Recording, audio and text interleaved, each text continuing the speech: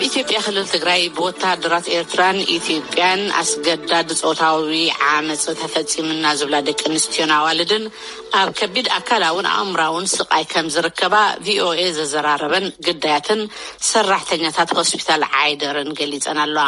ካብ ሞንገን ሓንቲ ብጉጅለ ወታደራት ኤርትራ ተዓሚጸ ዝብለት ጓል ኣንስተይቲ እውን ትርከበን።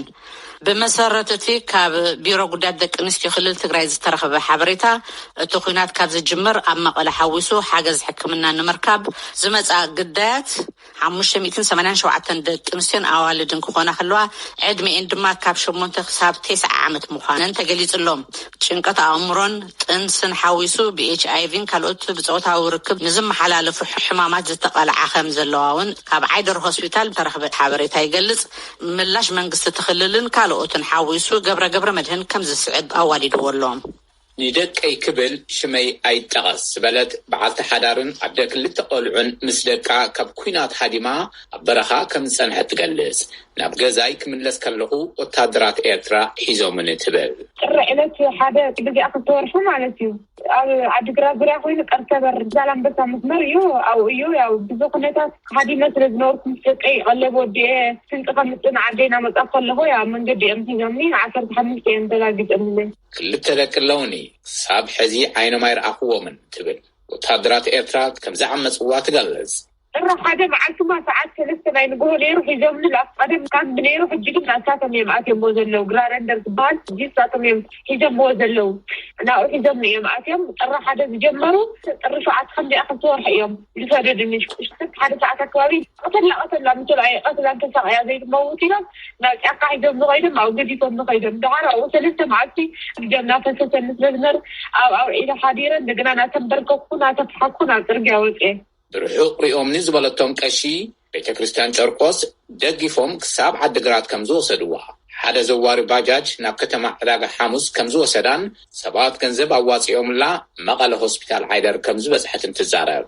أبت هوسبيتال زلعال حاجز مركبات كالس نسا كبير أكلاوي قد آسل زورة داني حيال سقايا اللوخو كتتل يقبر اللي عالو تبل بموساخ نموخانو أوش توتادراوي كامب كالو توتادرات كدحن خدو أيفتنهم زبل حتى قريب الله كم زكتبل تملز ناتاتهم ليش على أنا عاتموا لي أمنا إذا هم حرقوا لي اللون أخذ إشتاحتي وعدنا زلون تاتهم يمدلون إرترا نكون كدحنوا غازي بمبت أرقالة لأني قد يشعيتوا بيوزي بنشكع بدل العالم كان يرفعي أنا تزي مويتو بي إيماني تزي اللون عند السبيت غشي كدفراك الله مرآية بشمس أويعة بوتان بتكريستيان تقيسا قريز الله نسا كدات صوتاوي مطقعتي زوردن دك انستيو بتبعات وصيان جمسن كسمع اللون كتلو تمعج كلت ززرارناين كتما مقاله اب حدا غزياوي مصنحي اي حكمنان كالي كنكنن يغبرلن كمزلو غليصان كاليتي صوتاوي عمز تفصيمني زبلت قال 19 تمحاريت 12 كفل مخانات زارب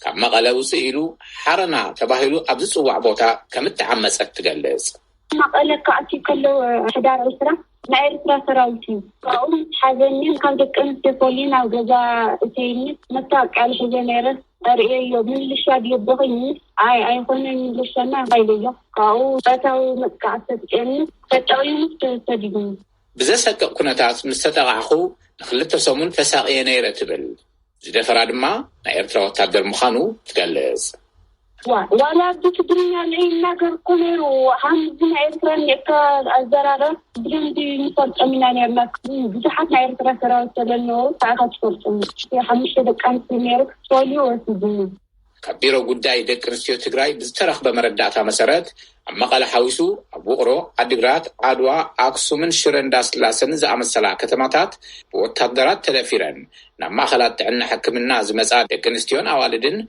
587 بزيحنا اللوها بزيح صوتاوي مطقعتي تفصيمون ناب هوسبيتال زمسا ناوصا يخيل كمزلو تمردعتا يحبر كالوت 48 دك نسيو دما أب استفلالوي وتادراوي كامبتات تتحيزن كابزيئن أب كرسبر شمونته أب قطر عادوات شوعات دك نسيو يركبان Doctors Without Borders ዝተባሃለ ዓለም ለኸ ገባረ ሰናይ ነተን ደቂ ኣንስትዮ ንምፍታሕ ይሰርሕ ከም ዘሎ ምንጭታትና ይሕብሩ ብዛዕባ እዚ ኣዲስ ኣበባ ናብ ዝርከብ ቤት ጽሕፈት MSF ስልኪ ደዊልና ናይ ኮሚኒኬሽን ኦፊሰር ክላውዲያ ብሎም ሓቲናየን ኣብዚ ጉዳይ እዚ ክዛረባ ከም ዘይደለ ሓቢረን ፈጸምቲ ነቲ ጾታዊ መጥቃዕቲ ኢትዮጵያን ኤርትራን ወታደራት ምዃኖም እተን ተጠቃዕቲ ከም ዝዛረባ ቢሮ ጉዳይ ደቂ ኣንስትዮን ዓይደር ሆስፒታልን ይገልጽ። ኣብ ዓይደር ሆስፒታል ንግዳያት ጾታዊ መጥቃዕቲ ናይ ዘተኣናግድ ማእኸል ኬዝ ማናጀር ዝኾነት ሙሉ መስፍን ብዛዕባ ኩነታት እተን ግዳያት ከምዚ ክትብል ትገልጾ። ብጣዕሚ ሕማቅ ነገር እዩ። ኣብዚ ኩነታት ዝገጥመና ኣሎ። ዳርጋ ኩለን ብለን ትኽእል ተጎዲአን እየን ንመጻ ኣካላዊ ጉድኣት፣ ስነ-ኣእምሮኣዊ ጉድኣት፣ ብዙሕ ሕማማት ሒዘን እየን ንመጻ መብዛሕትኡ ጥቅዓት ዘሎ ብጉጅለ ብግሩፕ ኮይንካ እየን ንጥቃዕ ኣለዋ። ሓንቲ ሰበይቲ ብ15 ብ20 ብ30 ብብዙሕ በቃ ዋላ ቁፅሮም ለይትፈልጦም ጥቅዓት እያ ተደፊራ ትመጽእ ኣለና። ብጣዕሚ ብኩሉ ዓይነት ተሃስየን እየን ንመጻና ኣለዋ። ለኣብነት ካብቲ ብፆታዊ ርክብ መሓላለፊ ዝበሃሉ ሕማማት ብሙሉእ ሒዘን እየን ንመጽእ ኣለዋ። መብዛሕትአን HIV ፖዘቲቭ ዝኾና ብዙሓት ኣለዋና። እዞም ዲግል ከርክር ዝበሃሉ STI ዝበሃሉ ሒዘን እየን ንመጽእ ኣለዋ። ጥንሲ መንገዲ ተዓጢ ስለነበረ ሰሌልካ ናይ ጥንሲ መከላኸሊ ምሃብ ስለዘየለ ኣብ ትግራይ ሕማቅ ኩነታት ስለዘሎ ሆስፒታላት ኩሎም ተዘሪፎም ኢመርጀንሲ ዝበሃሉ ድራጋት ስለዘየለው መብዛሕትአን ኣብ ቀረበአን ክግልገላ ስለለይከኣላ ዋላተን ብጊዜአን ከይደንን ጥዕና ትካል ጥርሑ እዩ እኒኦ ክግልገላ ይከኣላይ። መብዛሕትኡ ልጥቃዕ ኣለዋ ግን ኣብ ካምፕ ወሲድካ ዓቂልካ ልሰሙን ንክልተ ሰሙን ብብዙሓት ተጎዲአን ክመጻት ኣለዋ። ካብቲ ጉድኣተን ሕማምን ሒዘን እየን ንመጽእ ኣለዋ ጥምር ብጣዕሚ ቁፅረን ብርክት ዝበላ ኣካላዊ ስነ-ኣእምሮኣዊ ብኩሉ ነገር ተጎሳቂለን ኣብ ሕማቅ ኩነታት ዘለዋ እኒአዋ ኣባና። ንኣብነት ሓንቲ ሓፍትና ኣላ ካብ ምብራቃዊ ከባቢ ልመፀት እያ። እዚኣ 3 ግዜ እዩ ጥቅዓት በፂሕዋ። መጀመርያ ተጠቂዓ ናብ ዓዲግራት ሆስፒታል ኣከባቢ ከይዳ መከላኸሊ ትወስድ ዕድል ረኺባ ነይራ። ናይ TB መከላኸሊ ትወስድ፣ ናይ ጥንሲ መከላኸሊ ኩሉ ነገር ትወስድ ረኺባ ኣብቲ ሓኪማ ትምለስላ እንደገና ካልኦት ግሩፕ ኣግኒዮምዋ።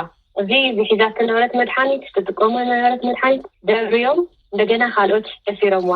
ተጠቂዓት መድሓኒታት ተመንጢሉ ኣብ ገዝኣም ዓረፈት እንደገና ክትነብረሉ ዝኾነ ኮፊ ሃውስ ነገር እዩ ነይሩዋ።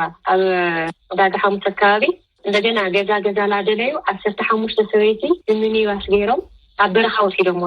ቁጥሮም ይፍለጡ መዓት ወታደር ናክልቲኦም ወስዋትዮም ዘንቱምና ኢና ኢደን እግረን ይኣትዮም በቃ ክደፍርዎን 2 መዓልቲ ወቀንዮም ወዳ 12 ዓመት ወዳ ኣብ ቅድሚታ ተቐቲሉ ሲሉ ላፀውዐት እያ ትበኪ። ብሰንኪ ፆታዊ መጥቃዕቲ ዝለዓለ ናይ ኣካልን ናይ ኣእምሮን ጉድኣት ዝወረደን ናብ 40 ጽግዓ ደቂ ኣንስትዮ ሴፍ ሃውስ ተባሂሉ ኣብ ዝፅዋዕ መቐለ ኣብ ዝርከብ ማእኸል መሐብሐቢ ይርከባ።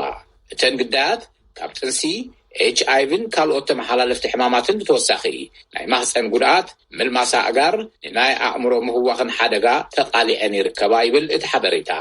ሓላፊ ቢሮ ጉዳያት ኮሚኒኬሽን ግዜ ምሕዳር ትግራይ ወይዘሮ እቴነሽ ንጉሰ ኣብ መቐለ ሆስፒታል ደቂሰን ንዝርከባ ግዳያት ተዘዋዊረን ከም ዝረኣየን ይገልጻ። ከመን መቐለ ዘሎ ዓይደር ሆስፒታል ዝደቀሳ ኣለዋ ኢና የርና ዝበፅሐን ነገር ብጣዕሚ ዝሕዝን ነገር ከም ዝኾነ ኣብ ዝሓለፈ ግዜ ነጊረና ነይረን ከም ናይ ወርልድ ባንክ እውን መፅኦም ነይሮም ብኣሞይ ወይን ደሊና ኢሎም ናኸይድና ሪኦም ነይሮም ነገር ይሕዘን እዩ። ኣብ ወታደራዊ ካምፕ ተታሒዘን ብዛዕባ ዝበሃላ ዘለዋ 48 ደቂ ኣንስትዮ ሓበሬታ ከም ዘይብለን ዝገለጻ ወይዘሮ እቴነሽ ኣስዕብ ኣቢለን ከምዚ ኢለን ግን ከም ጊዜያዊ ምምሕዳር ክልል መንግስቲ ዘለዎ ቅዋም ክድርጊት ትጨን ዘሎ ማዕስራሕ ዝገዝ ምዃኑ ፈፂሙ ትጨን ተዘይብሉ ተቐውም ከም ዘለዎ እቶም ዝሰርቱ ዘለዎ ኣካላት እውን ተፃሪ ብሕጊ ተታሒዞም ዝቐርብሉ መንገዲ ክእለሽ ከም ዘለዎ ጠንካራ ዝኾነ ኣቋም ኣሎ። ወገናትና እየን ኣሕዋትና እየን ዝበፅሕ ዘሎ ድማ ሼር ንገብሮ ኢና ክሰይን ማለት እዩ። እተን ግዳያት ብወታደራት ኤርትራን ኢትዮጵያን ፆታዊ መጥቃዕቲ ከም ዝፍፀመን ንዕአን ይኹን ክርእይዎን ንዝመፁ ናይ ፌደራል ሰበስልጣን ስለ ዝዛረባ ነዚ ጠጠው ከብለው ዘለዎ ናይ ፌደራል መንግስቲ እዩ ኢለን። ንሕና ከም ክልል መንግስቲ ናይ ምሕታትን ምክትታልን ሓላፍነት እዩ ዘለና። ፌደራል መንግስቲ ሓደ ነገር ክገብር ከም ዘለዎ እዩ ዝረኣየኒ ኢለን ወይዘሮ እቴነሽ። ከም ጓል ኣንስተይቲ ዝስምዐኒ ኣሎ ተይነን ሸር ይገብሮ ብጣዕሚ ሕመኒ ውሽጠይ ይደኒ ክገልፆ ኣይኽእልን ተይነን ማለት እዩ። ምክንያቱ ዘን ቆልዑ እዚአን ክንደይ ተስፋ ክንደይ ዓላማ ዘለወን ክብረተን ዝሓለያ ደቂ ኣንስትዮ እየን ማለት እዩ። ከይደለኦ እዩ ብኩሉ ዝኸውን ዘሎ። ስለዚ ይሕዝነካ እዩ ማንም እውን ሰብኣውነት ዘለዎ ሰብ ወዲ ተባዕታይ ይኹን ጓል ኣንስተይቲ ትኹን ማውገት እዩ ዘለና። ርእይቶታት ፖሊስ ኮሚሽን ክልል ትግራይ ፖሊስ ፌደራልን ኣምባሳደር ሬድዋን ሑሰንን ንምርካብ ዝገበርናዮ ፃዕሪ ኣይሰለጠን ምስ ረኸብና ክነቕርብ ኢና። መንግስታዊ ኮሚሽን ሰብኣዊ መሰላት ኢትዮጵያ ኣብ ዝሓለፈ ወርሒ ኣብ ዘውፅኦ ፀብጻብ ኩናት ስዒቡ ኣብ ልዕሊ 108 ደቂ ኣንስትዮ ፆታዊ መድፈርቲ ከም ዝተፈጸመ ካብ መቐለ ዓዲግራት ዓይደር ሆስፒታልን ውቅሮ ሆስፒታልን ረኺበው እዩ ዝበሎ ቁፅሪ ገሊጹ ነይሩ።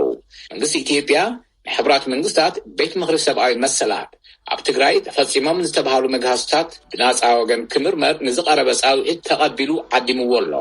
መንግስቲ ኢትዮጵያ ባዕሉ እውን ተፈጺሞም ዝተባሃሉ መግሃስታትን ገበናትን ክምርምሮ እየ ምባሉ ይዝከር። ገብረ መድህንየ ካብዚ ካብ ሲልቨር ስፕሪንግ ሜሪላንድ